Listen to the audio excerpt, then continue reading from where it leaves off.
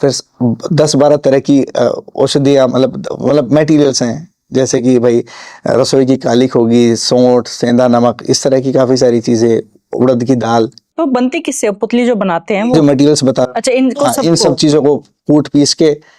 इनको मिश्रित किया, शमशान की राख होती है इसके अंदर, काफ़ी सारी चीज़ ऐसे मिला करके उसके बाद उससे वो पुतली का निर्माण होता है। उस पुतली का निर्माण करके उसके अंदर जैसे व्यक्ति के बाल मिल गए तो वो बाल उसमें लगा दिए, बाल से ऊर्जा उस पुतली के अंदर ट्रांसफर हुई, या फिर उसके वस्त्र जो है, वस्त्र से उस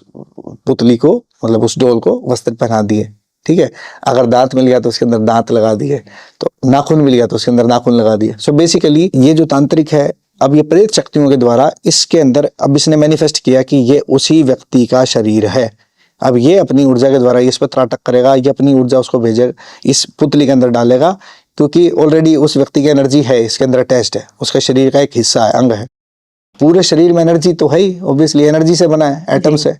तो वो उसमें स्थापित हुआ उस पुतली के अंदर। फिर अब उस पुतली के साथ उसने जो भाव किए, वो जो प्रेत शक्तियां उसने, जो शमशानिक चीजें और जो प्रेत उसने सिद्ध कर रखे हैं, उनसे वो उस पुतली के ऊपर अटैक करवाएगा कि भाई अब इसके ऊपर ये अटैक करो। तो वो प्रेत क्या करेंगे, उस ऊर्जा को ढूंढ के उस व्यक्ति के पास पहुंच जाएंगे और उसके जीवन में उथल पुथल मचानी शुरू कर देंगे। उसका कोई कभी आंतें खराब कर दी, उसका कभी हार्ट अटैक कर दिया, या उसका दिमाग घुमा दिया, उसको डिप्रेशन में ले गए, या उसके अंदर रक्त की कमी कर दी, जो भी उसके अंदर उस समय पे जो बीमारी चल रही होगी उस बीमारी को बढ़ा दिया,